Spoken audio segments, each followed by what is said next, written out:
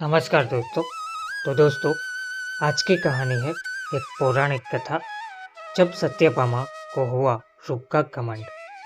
तो श्री कृष्ण भगवान द्वारका में रानी सत्यभामा के साथ सिंहासन पर विराजमान थे। निकट ही गरुड़ और सुदर्शन चक्र भी बैठे हुए थे। तीनों के चेहरे पर दिव्य तेज झलक रहा था। बातों ही बातों में रानी सत्यभामा ने श्री कृष्ण से पूछा कि हे प्रभु, आपने त्रेता युग में राम के रूप में अवतार लिया था। सीता आपकी पत्नी थी, क्या वे मुझसे भी ज्यादा सुंदर थी? द्वारकाधीश समझ गए कि सत्यभामा को अपने रूप का अभिमान हो गया है। तभी गरुड़ ने कहा कि भगवान, क्या दुनिया में सब मुझसे भी ज्यादा तेज गति से कोई उड़ सकता है? इधर सुदर्शन चक्र से भी रहा नहीं गया और वे भी कह उठे कि भगवान, मैंने बड़े बड़े युद्धों में आपको विजयश्री दिलवाई है, क्या संसार में मुझसे भी शक्तिशाली कोई है? भगवान मन ही मन मुस्कुरा रहे थे। जान रहे थे कि उनके इन तीनों भक्तों का अहंकार हो गया है और इनका अहंकार नष्ट करने का समय आ गया है।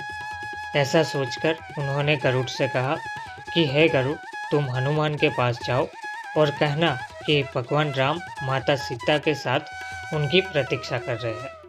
गरुड़ भगवान की आज्ञा लेकर हनुमान को लाने चले गए।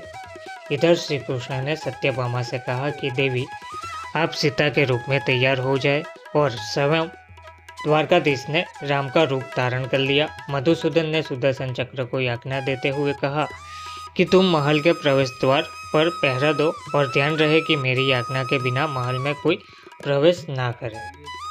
भगवान की आज्ञा पाकर चक्र महल के प्रवेश द्वार पर तैनात हो गए। गरुड़ ने हनुमान के पास पहुंचकर कहा कि हे वानर श्रेष्ठ, भगवान राम माता सीता के साथ द्वारका में आपसे मिलने के लिए प्रतीक्षा कर रहे हैं। आप मेरे साथ चले, मैं आपको अपनी पीठ पर बैठाकर शीघ्र ही वहां ले जाऊंगा। हनुमान ने विनयपूर्वक गरुड़ से कहा, आप चलिए, मैं आता हूँ। गरुड़ ने सोचा, पता नहीं यह बुढ़ा वानर कब पहुंचेगा। खैर, मैं भगवान के पास चलता हूँ। यह सोचकर गरुड़ शीघ्रता से द्वारका की ओर उड़े। पर यह क्या, महल में पहुंचकर गरुड़ देखते हैं कि हनुमान तो उनसे पहले ही महल में प्रभु के सामने बैठे हैं। गरुड़ का सिर लज्जा से झुक गया। तभी श्री राम ने हनुमान से कहा कि पवन पुत्र, तुम बिना आज्ञा के महल में कैसे प्रवेश कर गए? क्या तुम्हें किसी ने प्रवेश द्वार पर रोका नहीं? हनुमान ने हाथ जोड़ते हुए सिर झुकाकर अपने मुंह से सुदर्शन चक्र को निकालकर प्रभु के सामने रख दिया। हनुमान ने कहा कि हे प्रभु, आपसे मिलने से मुझे इस चक्र ने रोका था, इसलिए इसे मुंह में रखकर मैं आपसे मिलने आ गया, मुझे क्षमा करें। भगवान मन ही मन मुस्कुराने लगे। हनुमान ने हाथ जोड़ते हुए श्री राम से प्रश्न किया, हे प्रभु, आज आपने माता सीता के स्थान पर किस दासी को इतना सम्मान दे दिया कि वह आपके साथ सिंहासन पर विराजमान है? अब रानी सत्यभामा का अहंकार भंग होने की बारी थी। उन्हें सुंदरता का अहंकार था जो पल भर में चूर हो गया था। रानी सत्यभामा, सुदर्शन चक्र एवं गरुड़ जी तीनों का गर्व चूर चूर हो गया था। वे भगवान की लीला समझ रहे थे। तीनों की आंखों से आंसू बहने लगे और वे भगवान के चरणों में झुक गए।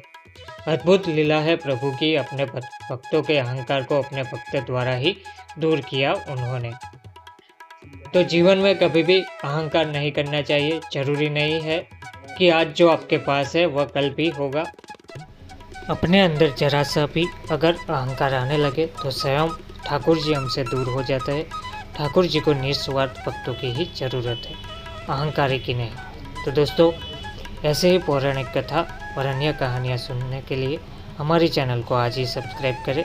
वीडियो अच्छा लगा तो वीडियो को लाइक और शेयर अवश्य करें। धन्यवाद।